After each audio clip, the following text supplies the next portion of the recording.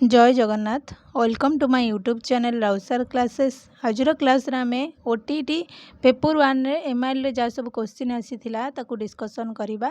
सब question discussion करबा सब क्वेश्चन गुड़िक तुम मानकर जहाँ भी एमआईएल क्वेश्चन गुड़िक आसीथिला आ तार जो आंसर गुड़िक मु कहबी तुम माने तमरो जो क्वेश्चन रही तार क्वेश्चन सहित आंसर गुड़िक टिके चेक कर दियो को क्वेश्चन आंसर तुम मैंने कौन कर सठिक आंसर टी कौन होची से हिसाब रे तुम मैंने तुम मानकर मार्क टिके काउंट करदेव तुम मैंने क्वालिफाई करूच ना करून।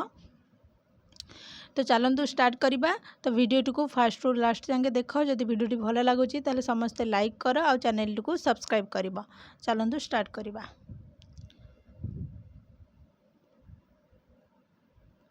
फास्ट क्वेश्चन आसला तुम मानकर जे वाक्य मध्य अव्यय रूपे स्वतंत्र भाव रे केउ उपसर्गटी व्यवहृत होई पारे नाही।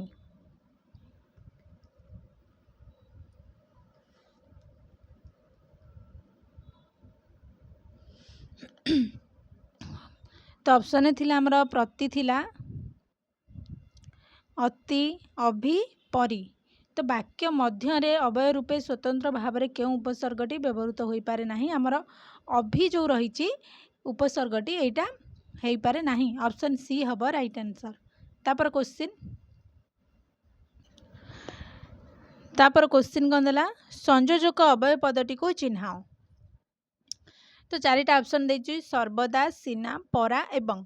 तो आ भितर संयोजक अव्यय कोटा आमर एवं जो रही ऑप्शन डी सेटा होची संयोजक अव्यय। तो संयोजक अव्यय गुड़िक कौन जोटा कि ओ थिबो तापरे आमर मध्य थिबो आउ थिबो एगुड़िक होची आमर गोटे संयोजक अव्यय पद। एगुड़िक सबू संयोजक अव्यय पद। तो एगुड़िक जोठी थिबो ताकू आमे संयोजक अव्यय पद बोलिकी कहबा। तो कौन ना आमर जो पद रही दीटा पद को जी संयोग करुची आमे ताकू संयोजक कहबा। तो ये चारिटा ऑप्शन जो देइछि ता भितरु पूरा अलग आमर कोडा ना ऑप्शन डी हम जोटा कि एवं अच्छी। तो एवं गोटे संयोजक अव्यय पद। क्लियर है। तापर क्वेश्चन जो माने डी करिछो समानकर राइट आंसर अच्छी। केउंटी विशेष्य पद नुहे सरल दया बंदाण गमन। केउंटी विशेष्य पद नुहे। विशेष्य पद कोडा नुहे पचारि। तो कोडा आंसर हेबो हमर ऑप्शन ए हेबो जोटा कि सरल हेउछि गोटे विशेष्य पद नुहे। तापर क्वेश्चन देला केउ शब्दटी ज प्रत्यय जोगरे गठित। ज प्रत्यय जोगरे गठित पचारि। कोडा भय देय लय क्षय। कोडा आंसर हेबो 34 रो हमर देयटा हेउछि ज प्रत्यय जोगरे गठित। ऑप्शन बी हम मनकर राइट आंसर देय। तापर क्वेश्चन निम्नोक्त मध्यरु केउ शब्दटी तद्धित प्रत्यय द्वारा गठित होई नाही। कोडा तद्धित प्रत्यय द्वारा गठित होई नाही। कोडा तमरो आंसर कोडा हेबो ना शिक्षित। ऑप्शन सी हम राइट आंसर शिक्षित। तापर क्वेश्चन कौन देछि गहम गोटी गणिता डैश एही रूढ़ीर अर्थ कौन। निबिड़ संपर्क ना वृथा परिश्रम ना सामान्य लाभ पाई कठिन परिश्रम ना नितांत कम खर्च। गहम गोटी गणिता डैश एही रूढ़ीर अर्थ हेउछि नितांत कम खर्च जोटा कि ऑप्शन डी हम तुम मानकर राइट आंसर। तापर क्वेश्चन देला क्वेश्चन देला जे मंद लोक मंद परिवेश फायदा उठाइबा अर्थ प्रकाश रूढ़ीटी को बाछ। तार आंसर कौन है मु डायरेक्ट कही दउची ना ऑप्शन ए हेबो जोटा कि कंकड़ा को गोलिया पानी सुहाइबा। ऑप्शन ए हेबो तुम मानकर राइट आंसर।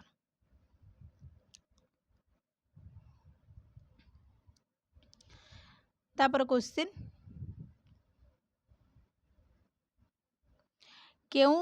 केउंटी सूर्य शब्दर प्रतिशब्द नुहे।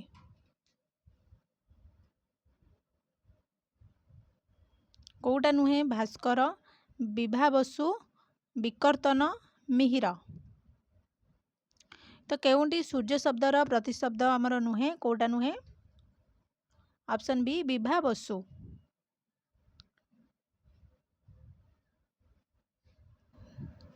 तापर क्वेश्चन कौन देछि ସବୁଟି ମିଛ ହରି ନାମଟି ସତ ଡ୍ୟାସ୍। ଏହି ବାକ୍ୟର ରେଖାଙ୍କିତ ପଦଟି କେଉଁ ପ୍ରକାର ସର୍ବନାମ? ସର୍ବନାମ ପଚାରିଲା। ସବୁଟି ମିଛ ହରି ନାମଟି ସତ। ତ ଆନ୍ସର ଆମର କେଉଁଟା ହେବ ନା ନିର୍ଣ୍ଣାୟକ ହେବ, ଯେଉଁଟାକି ଅପସନ୍ ସି ହେବ ରାଇଟ୍ ଆନ୍ସର ନିର୍ଣ୍ଣାୟକ। ତାପରେ କ୍ୱେଶ୍ଚିନ୍ ଦେଲା, ଏଗୁଡ଼ିକ ସବୁ ତୁମର ପେଡାଗୋଜି କ୍ୱେଶ୍ଚିନ୍ ଆସିଲା। ତୁମମାନଙ୍କର ଗ୍ରାମାର ସରିଗଲା, ପେଡାଗୋଜି କ୍ୱେଶ୍ଚିନ୍ ଆସିଲା। କ୍ୱେଶ୍ଚିନ୍ କ'ଣ ଦେଇଛି ଦେଖିବା।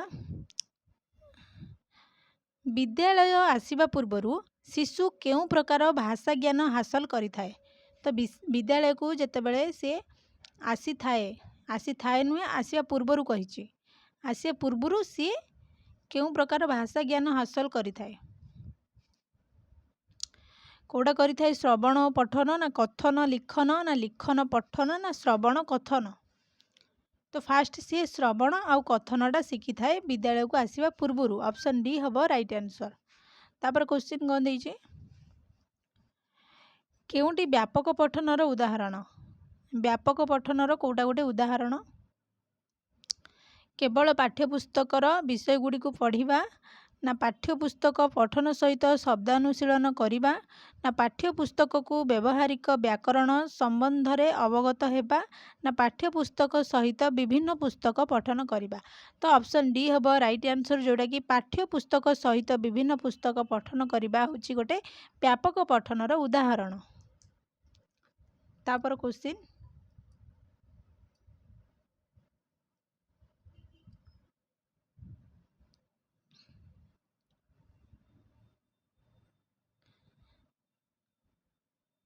କ'ଣ ଦେଲା ନା ପ୍ରାଥମିକ ସ୍ତରରେ ମାତୃଭାଷା ଶିକ୍ଷଣର କେଉଁଟି ଲକ୍ଷ୍ୟ ନୁହେଁ? କେଉଁଟା ଗୋଟେ ଲକ୍ଷ୍ୟ ନୁହେଁ? ଯୌକ୍ତିକତାର ବିକାଶ ସାଧନ, ଶ୍ରବଣ କଥନ ପଠନ ଲିଖନ ଶକ୍ତିର ଅଭିବୃଦ୍ଧି କରାଇବା ନା ଭାବ ଗ୍ରହଣ ଭାବ ପ୍ରକାଶ ଶକ୍ତିର ବୃଦ୍ଧି କରିବା ନା ମାନବୀୟ ଗୁଣଗୁଡ଼ିକର ବିକାଶ କରାଇବା? ତ ପ୍ରାଥମିକ ସ୍ତରରେ ମାତୃଭାଷା ଶିକ୍ଷଣର ଗୋଟେ ଲକ୍ଷ୍ୟ ନୁହେଁ। ତ ଏଇଗୁଡ଼ିକ ସବୁ ତାର ଲକ୍ଷ୍ୟରେ ଯାଉଛି, କିନ୍ତୁ କେଉଁଟା ଗୋଟେ ଲକ୍ଷ୍ୟ ନୁହେଁ ନା ଯୌକ୍ତିକତାର ବିକାଶ ସାଧନ। ଅପସନ୍ ଏ ହେବ ରାଇଟ୍ ଆନ୍ସର। ତାପରେ କ୍ୱେଶ୍ଚିନ୍ ଦେଲା, ଶବ୍ଦାର୍ଥ ଖେଳ କରାଇବା ଦ୍ୱାରା ପିଲାମାନଙ୍କର କେଉଁ ଦକ୍ଷତାର ଅଭିବୃଦ୍ଧି ଘଟିଥାଏ? ଧାରଣାର ବୋଧଗମ୍ୟତା, ବ୍ୟବହାରିକ ବ୍ୟାକରଣ, ସ୍ୱଶିକ୍ଷଣ ଦକ୍ଷତା, ଭାଷା ବ୍ୟବହାର କରିବାର ଦକ୍ଷତା। ତ ଶବ୍ଦାର୍ଥ ଖେଳ କରାଇବା ଦ୍ୱାରା ପିଲାମାନଙ୍କର ଆମର ବ୍ୟବହାରିକ ବ୍ୟାକରଣର ଦକ୍ଷତାକୁ ଅଭିବୃଦ୍ଧି ଘଟାଇଥାଏ, ଯେଉଁଟା ଅପସନ୍ ବି ହେବ ରାଇଟ୍ ଆନ୍ସର। ତାପରେ କ୍ୱେଶ୍ଚିନ୍ ଦେଲା, କେଉଁଟି ବର୍ଣ୍ଣାଶୁଦ୍ଧି ନିରାକରଣର ଉପାୟ ନୁହେଁ? କେଉଁଟା ବର୍ଣ୍ଣାଶୁଦ୍ଧି ନିରାକରଣର ଉପାୟ ନୁହେଁ? ଶ୍ରୁତ ଲିଖନ, ଦୃଷ୍ଟ ଲିଖନ, ଦ୍ରୁତ ପଠନ, ଅଭିଧାନର ବ୍ୟବହାର। ତ ବର୍ଣ୍ଣାଶୁଦ୍ଧି ନିରାକରଣର ଉପାୟ ନୁହେଁ, ଆ ଭିତରୁ କେଉଁଟା ନା ଦ୍ରୁତ ପଠନ। ଅପସନ୍ ସି ହେବ ରାଇଟ୍ ଆନ୍ସର। ତାପରେ କ୍ୱେଶ୍ଚିନ୍ ଦେଲା, ଲେଖା ମଧ୍ୟରେ କୌଣସି ଶବ୍ଦର ଅର୍ଥ ଅଧିକ ସ୍ପଷ୍ଟ କରିବାର ସୂଚନା ଦେବାକୁ ହେଲେ କେଉଁ ଚିହ୍ନ ଦିଆଯାଏ? ଲେଖା ମଧ୍ୟରେ କୌଣସି ଶବ୍ଦର ଅର୍ଥ ଅଧିକ ସ୍ପଷ୍ଟ କରିବାର ସୂଚନା ଦେବାକୁ ହେଲେ କେଉଁ ଚିହ୍ନ ଦିଆଯାଏ?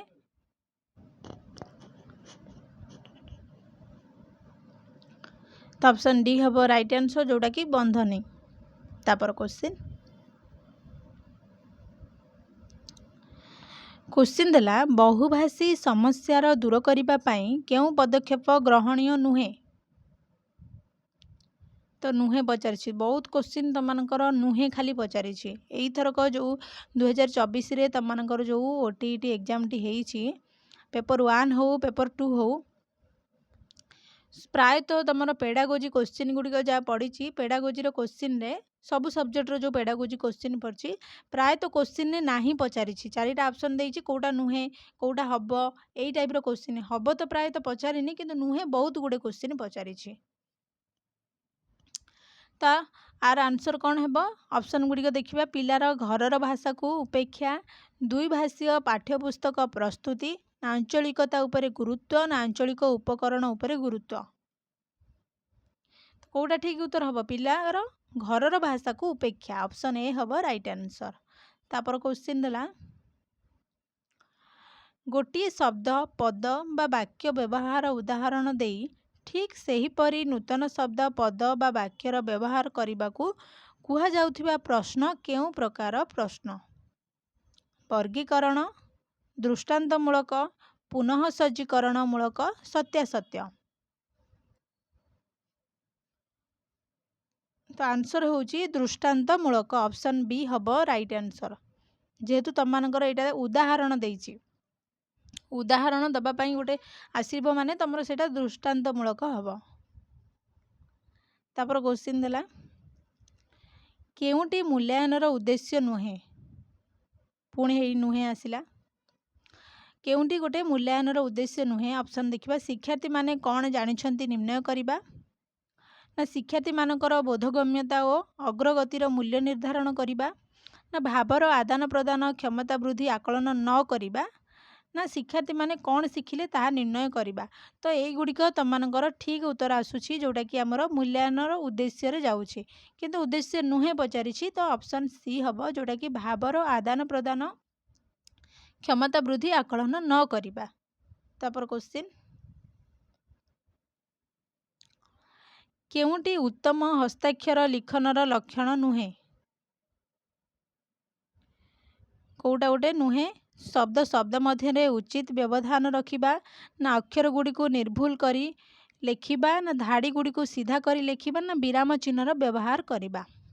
तो क्वेश्चन आउ थे टिके देखिबा जोटा कि कोटा भितर उत्तम हस्ताक्षर लिखनर लक्षण नुहे। क्वेश्चन खाली तुम मानकर एतिकी देइछि किंतु तुम मानकर एथिरे आमर बही देही तुम मानकर जो देइछि उत्तम हस्ताक्षर लिखनर लक्षण गुड़िक बही तुम देइछि जे शब्द शब्द मध्य उचित व्यवधान रखिबा एटा ठीक अच्छी अक्षर गुड़ी को निर्भुल करी लेखिबा एटा भी ठीक जीव धाड़ी गुड़ी को सीधा करी लेखिबा एटा भी तुम मानकर उत्तम हस्ताक्षर लिखनर लक्षण रे जाउछि। तापरे विराम चिन्हर व्यवहार करिबा एटा भी जाउछि किंतु क्वेश्चन देला जे केउंटी उत्तम हस्ताक्षर लिखनर लक्षण नुहे जेहेतु तुम मानकर ये जो चारिटा ऑप्शन गुड़िक उत्तम हस्ताक्षर लिखन रे जाउछि बही रे पूरा पूरा बही रे पूरा एगुड़िक सब देइछि उत्तम हस्ताक्षर लिखनर लक्षण गुड़िक चारिटा जांकर तुम मानकर एथिरे रहिछि किंतु एटा नुहे पचारिछि। तो आ भितरु कोटा आंसर हेबो जदि तुम मानकर आंसर जदि हबो ताहले ऑप्शन बी हबो किंतु जदि तुम मानकर एथिरे ग्रेस मार्क भी मिली पारे जेहेतु चारिटा जांक ठीक अछि सबु जांक उत्तम हस्ताक्षर लिखन रे जाउछि किंतु नुहे पचारिछि नुहे आ भितरु तो कोटा नाही सेमति किछि नाही जे आ भितरु कोटा नुहे बोली सबु गुड़िक तुम मानकर उत्तम हस्ताक्षर लिखन रे जाउछि। तो तुम मानकु एथिरे ग्रेस मार्क मिली पारे नहले ऑप्शन बी हबो राइट आंसर। जदि ग्रेस मार्क न मिलिबो ताहले ऑप्शन बी हबो जदि ग्रेस मार्क मिलिबो ताहले मिलिबो तो आउ कोन कहबा ग्रेस मार्क मिलिबो निहाती ऑप्शन बी भी हबनी ग्रेस मार्क ही मिलिबो कारण बही रे पूरा टिटो थुआ हेइची चारिटा जांक हमर उत्तम हस्ताक्षर लिखनर लक्षण रे जाउछि किंतु नुहे पचारिछि आ भितर कोठा हबो। तापर क्वेश्चन देखिबा तापर तुम मानकर पैसेज आसिला पैसेजटा मु पढ़ुनी तुम मैंने तो पैसेज पढ़ी तार आंसर गुड़िक मुझे खाली कहीदे तुम मैंने तुम आंसर सहित टिके चेक करदेव कौन देखिए विच्छिन्नतावादी सन्त्रासवादी और सांप्रदायिक शक्ति मान जो कौन घटुछि तो आंसर होउछि जातीय संहति क्षेत्र में आह्वान सृष्टि हेउछि। तापर क्वेश्चन देला भारतीय जीवनधारार मूलमंत्र कौन सहनशीलता तथा समन्वय रक्षा चिंताधारा। तापर क्वेश्चन भारत रे जातीय एकता कहा उपरे प्रतिष्ठित कहा उपरे ना ऑप्शन ए हेबो जोटा कि सांस्कृतिक विभिन्नतार भित्ति उपरे। तापर क्वेश्चन कौन देला भारतीय जीवनधारा सहित कौन अंगांगी भावे संपृक्त हेबा उचित कोटा ना ऑप्शन बी हेबो रचनात्मक ऐक्य। तापर क्वेश्चन कौन देला मानव जातिर प्रगति पथ को केउ नीति संपूर्ण दुर्बल करी देई थाए केउ नीति ना निर्जीव समानता एवं संपूर्ण केंद्रीकरण नीति ऑप्शन ए हेबो राइट आंसर। तापर क्वेश्चन तो यहाँ तुम पद्यरू आसला पद्यर कौन हम आंसर कौन देला केउ माने मौन रही जीवन को नून्य करती नहीं केउ माने ना ऑप्शन बी बलशाली व्यक्ति माने। तापर क्वेश्चन गज सिंह और व्याघ्र भली शक्तिशाली प्राणी को मनीष किपरि बांधी पारे ना कौशल द्वारा से बांधी पारिबो ऑप्शन सी हब राइट आंसर। तापर क्वेश्चन ज्ञानर जननी किए शिक्षा परिश्रम साधना आउ भाषा तो ज्ञानर जननी किए ना ऑप्शन डी भाषा। तापर क्वेश्चन कहा द्वारा मनीष अन्य जीवन को दमन करी विश्व रे राजत्व करुछि कहा द्वारा ऑप्शन ए भाषा द्वारा। तापर क्वेश्चन केउ माने पशु सहित समान केउ माने नामर मान अपमान मध्य रे पार्थक्य देखु नथिबा व्यक्ति माने पशु सहित समान ऑप्शन बी हब राइट आंसर। तो ये तुम मानकर 30टा क्वेश्चन थिला एमआईएल रो पेपर 1 30टा क्वेश्चन आम डिस्कसन कले निहाती तुम मैंने तार आंसर गुड़िक सठिक भाव में जापर काउंट करके केते मार्क रोचे से निहाती कमेंट रे जनइब। तो ये थिला तुम मानकर एमआईएल क्वेश्चन डिस्कसन आउ जा सब्जेक्ट रहिला आम नेक्स्ट क्लास रे ताकू डिस्कसन करिबा तार आंसर गुड़िक सब डिस्कसन करिबा। धन्यवाद।